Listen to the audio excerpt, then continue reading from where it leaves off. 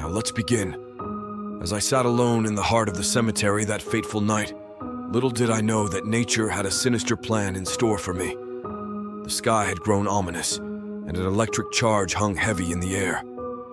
The impending storm rumbled with a ferocity that sent shivers down my spine, like the rumbling of some ancient, vengeful god. I had ventured into the graveyard seeking solitude, a place where I could ponder life's uncertainties among the sleeping souls of the departed. But as the first drops of rain began to fall, I realized that my quest for introspection was about to take a terrifying turn. The thunderstorm roared, and bolts of lightning cracked the sky, illuminating the cemetery's ominous silhouette. The rain came down like a torrent, pelting the headstones and drenching me to the bone. Fear wrapped its icy fingers around my heart as I saw the gravestones come to life in the eerie, sporadic light. Amid the chaos, I glimpsed figures, apparitions perhaps, or trickery of my imagination.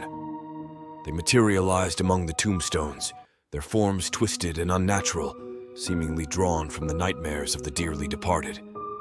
Some were hunched and gnarled, while others glided eerily above the ground. I tried to make sense of what I was witnessing. Were these tormented souls seeking release? Or was this the manifestation of something far more malevolent? I couldn't be sure, but one thing was certain. I was trapped in a macabre theater of the supernatural, with no escape in sight. The thunderstorm intensified, and the heavens unleashed their fury upon the cemetery. Panic set in as I realized that the gate was my only way out. But the thought of touching that gate, with lightning dancing menacingly above, petrified me. The ground beneath my feet felt charged with an unnatural energy, as if the storm had infused it with the wrath of 1,000 souls. I cowered among the graves, drenched and trembling, praying for the tempest to relent. But the unearthly figures showed no sign of retreating. They circled me, their hollow eyes fixed upon my trembling form. The night felt endless, and I, a mere mortal, was powerless against the forces that surrounded me. In that desolate cemetery, where the living were outnumbered by the restless dead, I learned a lesson that I would carry with me forever. In the heart of a thunderstorm, where the boundary between the living and the departed blurs, the human spirit can be both fragile and resilient, and the darkness within our own souls can be as chilling as the stormy night itself. I huddled among the cold, wet gravestones, unable to tear my gaze away from the grotesque, ghostly figures. It was as if I had unwittingly stumbled upon a spectral gathering, a congregation of the deceased that transcended the boundary between the realms of the living and the dead. They seemed to communicate in eerie, whispering moans that carried on the wind, sending shivers down my spine. Each flash of lightning revealed more detail, and the torment etched into the faces of these unearthly beings became painfully clear. Some appeared as if they had met tragic, untimely ends, their forms twisted in grotesque agony. Others bore wounds, as if they were reliving the moments of their demise over and over. As time passed, a sense of foreboding deepened within me. I began to question whether I had inadvertently stumbled upon a cursed graveyard, where lost souls were bound to this world by some malevolent force. The storm raged on, and I feared that my presence in that haunted place had awakened something dark and vengeful. Desperation gnawed at my resolve. The need to escape became overwhelming, but the gate remained my only way out, and it lay tantalizingly close, yet unreachable due to the ceaseless storm.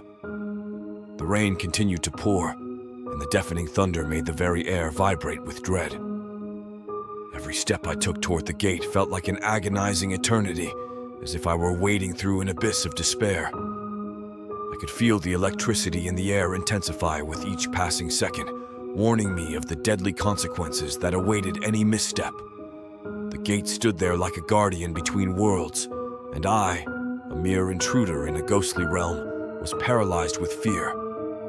In that nightmarish moment, as the storm and the apparitions closed in around me, I felt an overwhelming sense of isolation. My pleas for mercy went unanswered, and I was left to grapple with the chilling realization that, for that one terrifying night, I was neither wholly among the living nor the dead.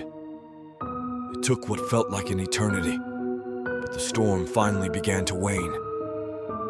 As the rain ebbed and the thunder retreated, the ghostly figures slowly dissipated into the darkness, like whispers fading in the wind.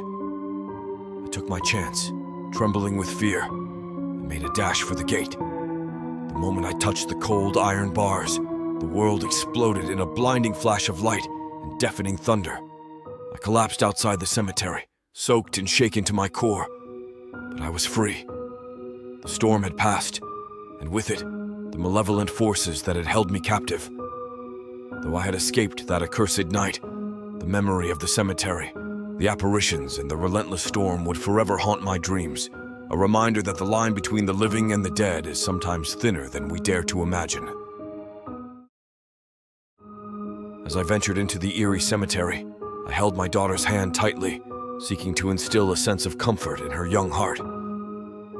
The looming thunderstorm had forced us to take refuge among the somber graves, and I hoped to shelter her from its fury. The clouds above cast a foreboding shadow, and the lightning painted the scene with ghostly, fleeting illumination. As the first raindrops began to fall, my daughter's grip on my hand tightened, and her wide, innocent eyes reflected both curiosity and apprehension. I assured her that everything would be fine and led her through the cemetery, aiming to find a path to safety. The storm raged on, and the sound of thunder rattled the very earth beneath our feet. But it was what happened next that sent chills down my spine.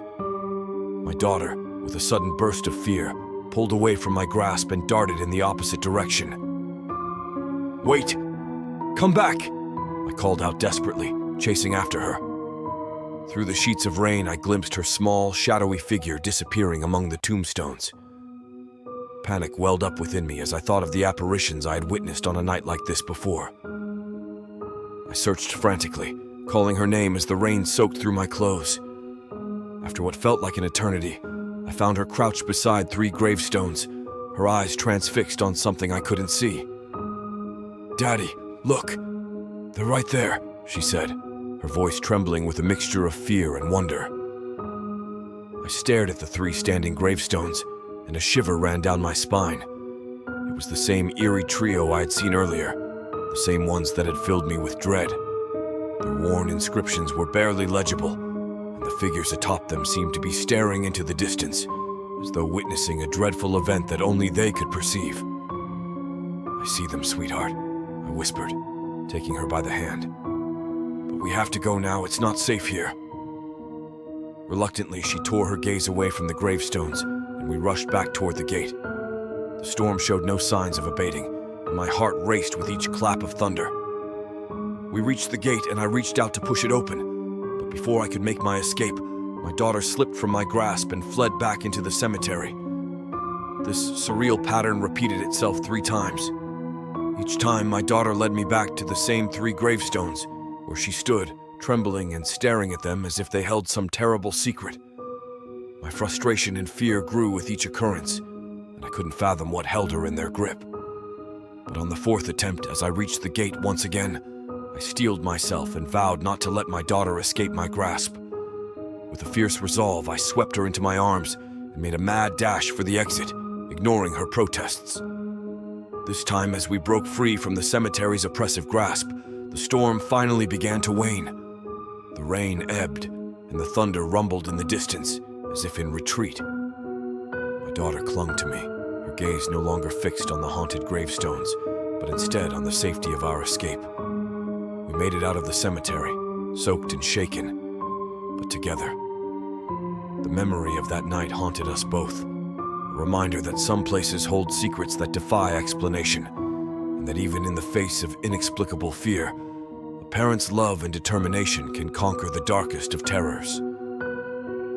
Despite our harrowing experience, my daughter and I never spoke of that night. It became a buried memory, concealed deep within the recesses of our minds. We moved on with our lives, and as the years passed, it seemed as if the cemetery incident had become a mere specter of our past. However, one fateful evening, as my daughter and I sat by the fireplace, a sudden clap of thunder echoed through the room, jolting us from our reverie. I could see the fear in her eyes, a reflection of the terror we had once shared in that accursed cemetery. It was then that she broke her silence. "Daddy," she began, her voice quivering. "Do you remember that night in the cemetery, with the 3 gravestones?" I nodded, my heart heavy with the memories of that sinister place. "I remember, sweetheart. It's a night I'll never forget." She hesitated, as if unsure whether to reveal something she had kept hidden for so long. "Those 3 gravestones, they called to me. I could hear them whispering, telling me to come closer. I don't know why, but I had to go to them." Tears welled up in her eyes, and I reached out to comfort her.